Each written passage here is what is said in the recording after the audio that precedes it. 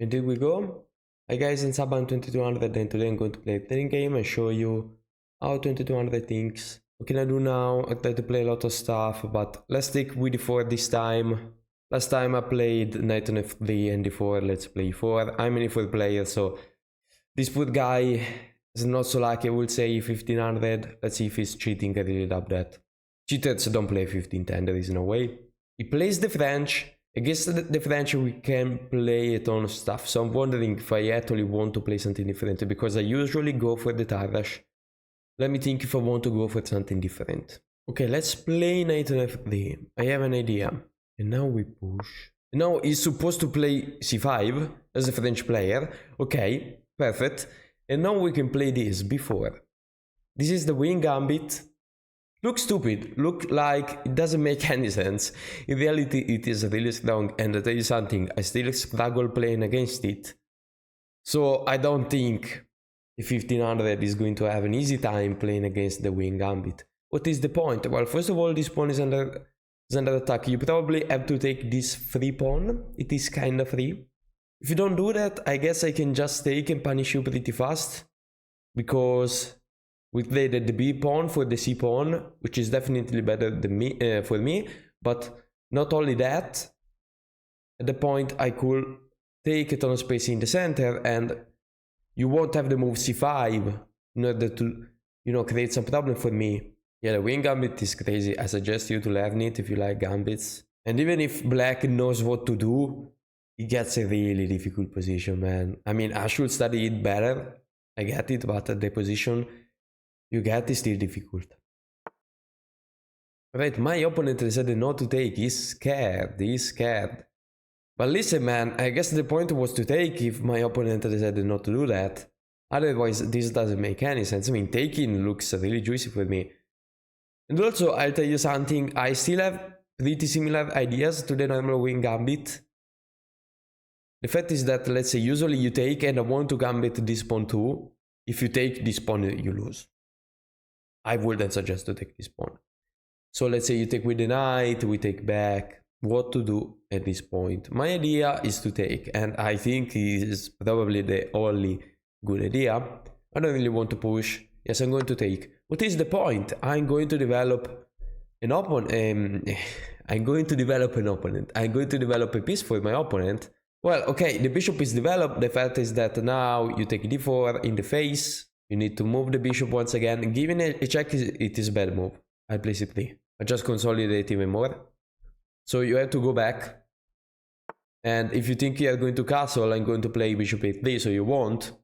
In this case, he played bishop f8. So it's preventing this. But you're not going to castle anyway because you have a bishop on f8. So, I mean, I'm still happy. It's not a problem for me. Now, I also would have c4. I probably want to castle first, but yeah, I think I should be in a pretty good shape. So what to do now? I am just going to develop the bishop on the 3. The bishop on the 3 is a monster anyway. I mean, this is the perfect square for the light square bishop against the French. Bishop on the 3. That's it. You're never going to play bishop on e2 because they can't really pin you. The bishop is in jail. Knight on c6. I think going for knight on b4. How scary it is. Do I want to stop it? I think I probably want to stop it. Because if I play c3, I'm actually preventing a ton of stuff. But I could even go for c4 once again, because if you play this, I have a check. But the knight will be defended. So I think the right move right now is still c3. I'm not going for this check. I don't really care actually. You could push this. Yeah, I'm just going to play queen b3 or queen c2. Alright, and he plays g6. Listen, man, this position is not looking good for him, and this looks quite terrible, not gonna lie. I have many ways to attack him, so what to do now? Castling is a move, I'm not saying it's not. But I could even play h4 and h5, to be honest. It looks even better to me. Yeah, let's go for h4. Not that my opponent gave me a weakness, I don't see why I shouldn't use that. So yeah, we are going for g6. We want to play h5, take. Let's say you take this way, because you couldn't take in this case. Rook is pinned. You will take with bishop. But now the bishop defends. So it is not that simple. I would like to play bishop on g5. Although if you think about it, I just play bishop on e3 and basically win the game because my opponent won castle. Makes sense. I could play this, but then knight block. I guess bishop 8d is the move. I'm going to play bishop 8d. You could still block with the knight. But I mean, now there is a really good pressure, so you need to be careful. I think at this point it's time to develop pieces. I'm just going to develop pieces and see what happens. Another idea, now that I think about it, will be this. Why can't I play a cool bishop d6? You could play this. So before playing bishop b6, because there isn't really an easy way to prevent that, just going to develop pieces. Let's say you attack the bishop, I'm going to think about it. But yeah, now you have tons of targets, tons and tons. By the way, I'm not going to castle, I'm probably going to play king on f1. I really like having a rook on h1 in this case. Puts a lot of pressure on this file. If my opponent castle, okay. Good luck surviving for 10 seconds. Okay, and that's what I was talking about. If you play this, well, I think I had to defend the bishop first for doing anything else. So I'm going to play queen on b3, defending both the bishop and the pawn. Also, once again, pressure on the b7 pawn. So if you move the bishop, I can take. And I'm basically saying you can't move a single piece. Okay, now this comes with tempo, so why not to play it? Really simple move to play at this point. Yeah, let me tell you something, this position is horrendous. I think it's time to open some lines to free some space, so I'm going to play c4. It's time to attack, as simple as that. You take this, I take with the knight, so you really don't want to. I might go for c5, just saying, okay, this bishop is untouchable now. But I could even take. I doubt you're going to take with the knight. If you do that, I mean, I'll target the knight with the bishop. And if you take with the pawn, I'll figure. Oh, you take this? Jesus, man. You really hate having a decent position. Okay, this is bad. This is, I mean, more than bad. So what can I do now? I could take with the bishop, I don't see the point. I could play bishop e4 if I want to, makes more sense. So I'm going to take with the knight. The knight didn't really have decent squares, now it has. Could play this, but I don't know, man. This looks really juicy to me. Also, I'm preventing this. If you push, you are crazy. Like, if you push now, you have, I don't know, 500 weaknesses. And it is probably the best move anyway. But yeah, this position is already over. As you can see in the Queen's Gambit, if you play properly, and I mean, your opponent doesn't really know theory well, you can't play. You just can't play. It's impossible to play. It is so difficult. Obviously, my opponent could play better, but listen, Queen's Gambit position are similar to this. Okay, maybe black is not that lost, but you get what I'm saying. Also, black will be up a pawn. In this case, it is not. Alright, so you're saying, I mean, I don't really like to castle anyway, so I won't. Makes sense to me. Makes sense to me. Yeah, I was just wondering, what happens if I move the bishop threatening knight d6? How are you going to stop that? I mean, you have bishop f8. What a move. Yeah, let's start with this one. Just threatening to play knight on d6. If you play this, I could take the bishop, king take, and then play knight on d6.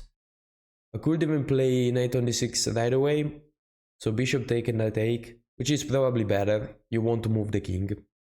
Alright, and my opponent missed the whole idea. So we can give a check. And I will say it's pretty much over. After you move the king, it's going to come with check. And if you move the king on e7, I just have a fork. Alright, I think the best move is to take this one. I don't see anything else. Always be careful with checks. For example, my opponent has this check this time. I feel like it is really dangerous. As I said, I wanted to play king on f1 anyway, so yeah, king on f1. You still don't have a ton of square for the rook. And I'm going to move the knight back and have a beautiful position. You have a king on d7, I mean. You have a king on d7, as simple as that. Now, the target is this knight. Okay, this blunders a rook. But I was saying, the target is this knight. Because let's say I play bishop e4, take the e, and I manage to take the pawn with the queen. It's pretty much over. Visually speaking, at least, looks really, really bad. So, what to do at this point? Not really scared for this queen. Don't think it does too much. Could even play a4. Just going for the more active move, probably. But now that I think about it, let's say I play this, you play this. Well, I could take and pin the knight. We'll take up in the knight, honestly. So yeah, makes sense. Bishop e4, and if you play knight on c3, we take this one, king take, and we pin the knight. We use the fact that my opponent has a king on c6, so it has to be a bad thing. And it's funny because I win 0 points if I win this game. Beautiful. And if I draw, I lose 8. I guess we'll win then. But yeah, players unfortunately don't understand how good 15-10 is. I mean, how much you are going to improve playing 15-10, because you get so much to think, so much to play real chess, not just where you win because of time, that you get much, much better. You start to understand what move you should play, you start calculating something, so you will improve with calculation, which is crucial, obviously. Alright, is trying to defend with the queen. Was thinking about a3 take. Unfortunately, I can't take back because of the bishop. Yeah, I feel like I need something else in this position. But yeah, I'm just going to take. This knight was kind of annoying. If you take with the queen, I mean, okay, it's over. Easily over. And if you take with the pawn, you give me the opportunity to play e6 in the future. So I might even play rook on e1.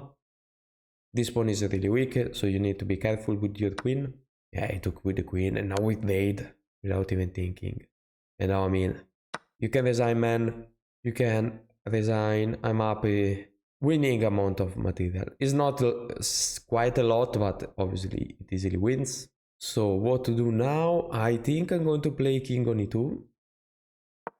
For the simple fact that I want to connect the rooks and use all of my pieces. Otherwise, my material advantage is not going to make any sense if I'm not going to use all of my pieces. Right, I just going to tap my knight, which I mean doesn't even make that much of a sense. I could always play this, and I'm going to find a decent plan. I need to activate my pieces. Let's start with rook on c1. So let's say you want to go for my knight, you are actually going to lose this one. So he's going to defend it first. And I would love to play this, but I can't. So I'm going to play knight on d6 anyway, attacking the bishop. The bishop take is going to win the pawn back, but I'm going to have a ton of activity in exchange, because I'll manage to play rook on c5 first of all. Wait, rook on c5 does lose the rook if you sacrifice the knight.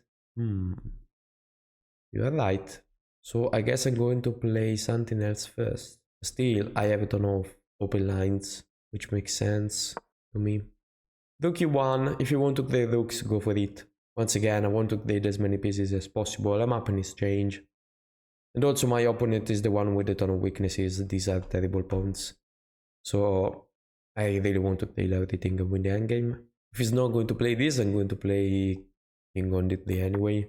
Yeah, I wanted to play king on d3, but then you give me a check. Do I really care? I really don't think so. Let's play king on d3. If you give a check, now this knight has one less defender. Oh, I think the idea is going for this. That kind of makes sense. Kind of makes sense. Yeah. Yeah, I missed this idea. I'll be honest, I missed the idea. Let's play rook e3. Just adding pressure on this rank, because as you can see, something is going to happen definitely. So we would like to add more pressure. You can't even push now. Rook e3 looks logical to me. Also, you want to play rook on e8, obviously. Yeah, this is a move, makes sense to me. And I thought I could have played rook on c2. Don't really see why not. So yeah, I think rook on c2 makes sense to me. Unless I want to play rook on a1. Yeah, now that I think about it, rook on a1 is probably a bit better. So at least after you play this, my rook is not going to be a target for the knight. And if you take with the pawn, I mean, you can't take with the pawn. So I'm basically saying you can't play b3. Because let's say you play b3, I take bishop take, I can take the bishop. Pawn is pinned, I win the rook. I would love to remove this bishop. The fact is that if I move the knight, I'm going to lose this pawn. So it's not that simple. And somehow I got a difficult position for some reason. I underestimate the counterplay he had, which is crazy how much he has, considering the fact I had better pieces and everything. But the fact he had a king in the center in the endgame actually was an upside for him. This is the idea, I guess. So I'm gonna prevent it. If you want to sacrifice the rook, go for it. Doesn't do a lot. I think I want to play a3 at a certain point. Otherwise, I don't have a single way to make progresses. If I play a3, I can at least stop this pawn. So I play a3 and going for the king on c3. If you push, I win the pawn, and that should be fine. Otherwise, I don't see a way to make progresses, which is stupid, considering I was much better 2 seconds ago. Yeah, it's going to play a really annoying fucking move. But it's going to give me a pass pawn. So I guess I have to take this one. I have to accept it. If you take with the knight first, I have 2 pass pawns. So you take with the rook. I attack the rook. And I guess I'll figure. Obviously the move is this one. Just threatening rook h1, which basically wins. So I had to think about something decent at that point. Which is probably rook d1. Rook d1 and then this pawn falls. And apparently you just gain all the activity and the counterplay in the world. I don't understand how this happened, honestly.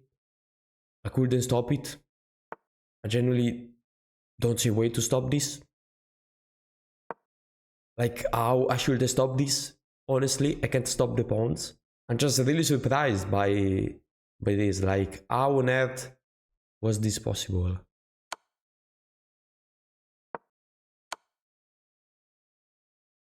Alright, end dates. Let's go back defending the pawn. Probably trading wasn't the best idea. I think you really need that rook if you want to do something. Because now this knight is not really in the game. You can push these pawns, but my king is close, so I think I should be fine. Let me think about it. Let's say play this. We'd even start with this one, for example. Play this, I play this, you push, I play this. Play this, play this, I play this, you play this. I wait. Yeah, I think I start with king on c2. King on c2 is pretty good, because if you play this, I can go on b2. And if you play this, I just wait. I don't have to do anything at this point. You play this, I might sacrifice the rook, and I should be fine. I at least get the draw, which is crazy. But you have to consider I was on the verge of being completely lost. Yeah, my opponent could still go wrong, let's say if you push this, but if you push this one, I need to see. Now, this has to be correct. Pushing the pawn. Yeah, you play bit D. I go back, you play this, I defend. You play bit D, I go back, you play this, but I actually win the pawn. So now that I think about it, sacrificing the rook doesn't seem necessary to me. I also have to consider the knight getting in though. That's the problem. So let's say you play this, I play this. You can't push, I get it, because there is this. So you're going to play this move. So there is this, knight check, go back. I think I can defend with the knight anyway, after you move this. So once again, I should be fine. And let's say you play bit there, go back. And you go for this, I just go up. Play this, but you have not really threatened something. I also have knight on e1. So I might be winning, I don't feel like it. I feel Stockfish will find something to defend. But let's see. Alright, it goes for e2. I am pretty sure that's a bad move. And also losing. I play this. You push. Whatever that does, I can defend. Yeah, king on b2. And now it's over because even if you push, once again, that doesn't really do something. So I guess I'll push this one. Knight on b4, knight on e1. The idea of knight on b4, I think, is that you want to make a queen. I have to take and then you have a fork. I'm just going to prevent that. Yeah. You play knight on c2, I'm going to take anyway. I am going to take anyway 100%. And then rook c3. Because you want to make a queen, you know. And I can't block both of them. So rook c3, I guess I win the pawn. Actually, I don't win the pawn. Because you would have the crazy move bishop b3. And I can't take. If I take, you make a queen. I don't have to take. But still, I feel like that's the move to play. It is pointless to go for this. While I could just play for it. I could just go for this. The problem is that he's making the queen on the first rank. Let's just defend the first rank 2 times. And I should be completely fine. Even if you defend this pawn. I'm going to take it later. Eventually. So yeah, let's say you play this. I can take the bishop. at this point, and if you play this, I win this pawn. And now I think I'm winning. And now I really think I'm winning. Because you don't have a way to get in with the king.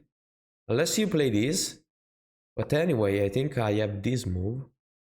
The only idea that comes to mind that might be winning, because it doesn't look so winning, to be honest. Okay, what? Why?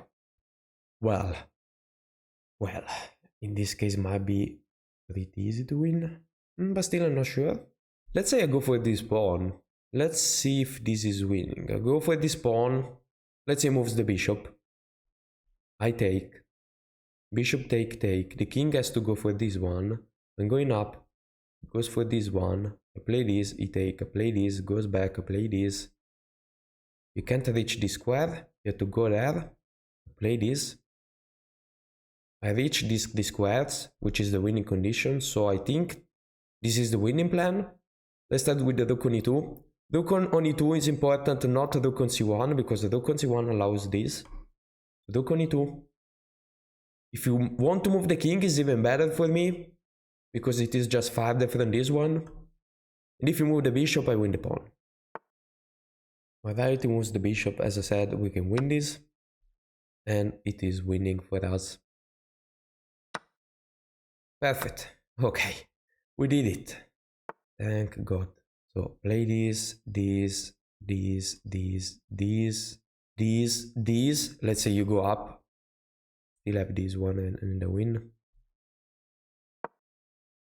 So in these end games, the way to win, let's say king versus king and pawn, is till the pawn is on the 5th rank. So from the 1st to the 5th rank, you need the king to be, considering where is the pawn, you count 1 square, 2 square.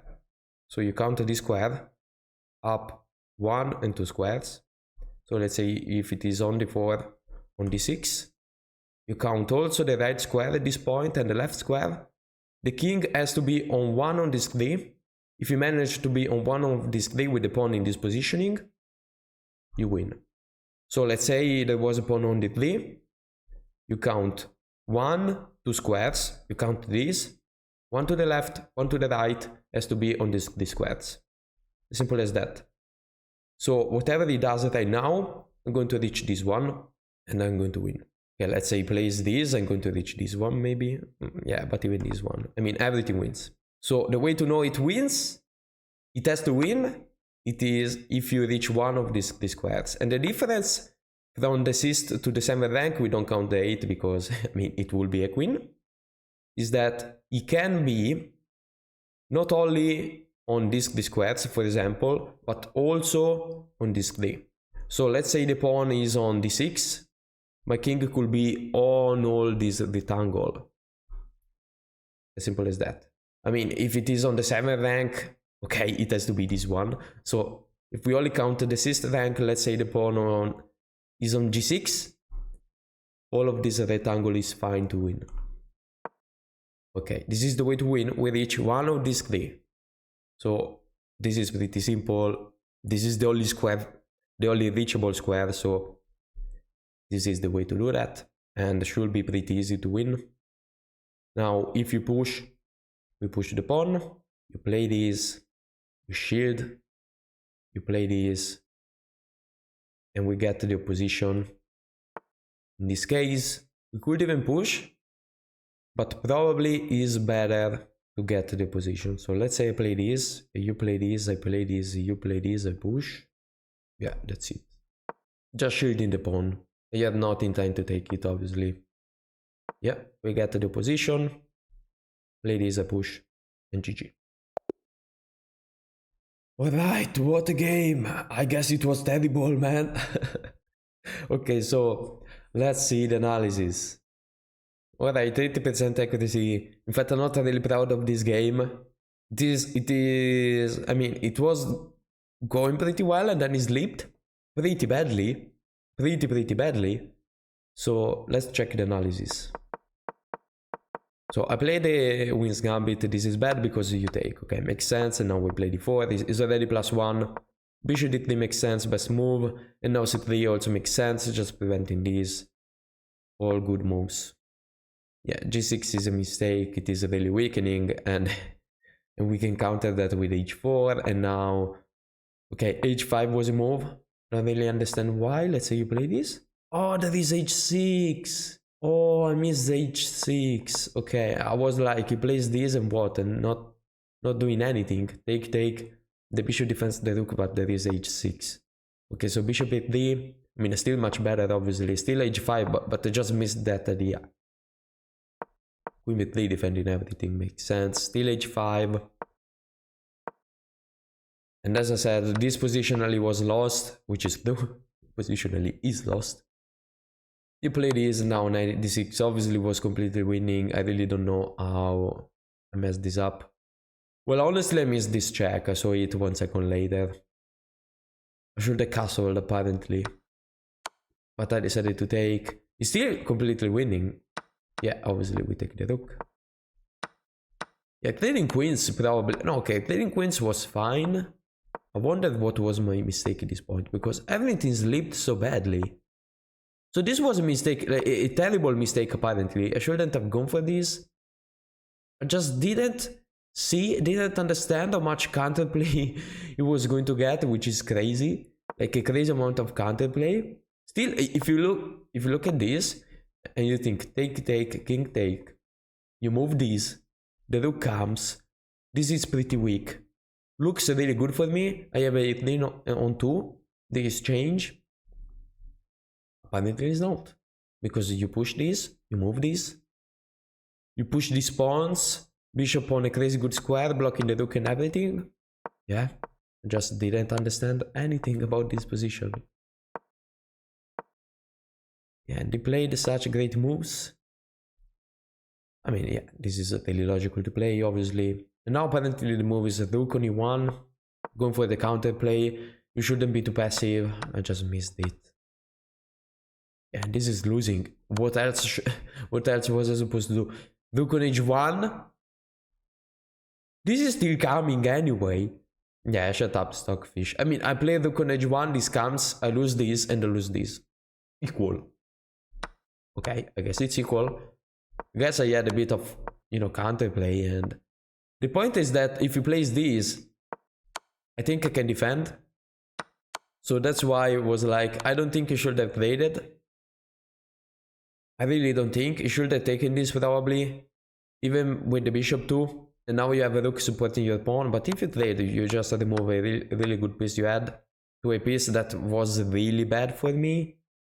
So as you can see, endgames are going to make the difference a lot of times. So if you want to get an higher rating, you need to improve with endgames. Okay, you do that. Takes time. But also, I mean, it takes time in two senses. First of all, you have to play a lot of endgames. Second, you have to think in endgames.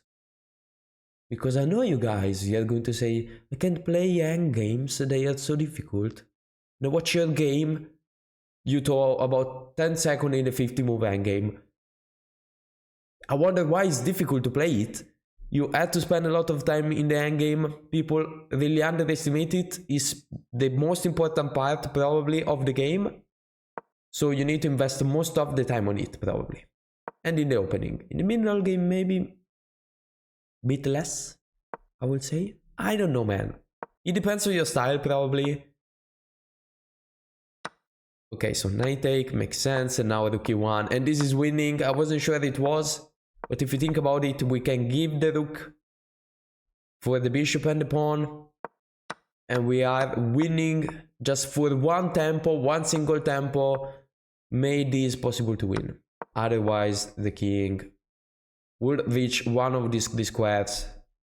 I mean, would prevent us to reach one of these squares, and we will not win in fact the game, and this is pretty easy to win. Let's say instead of playing this, play this. I'm just going to play this anyway.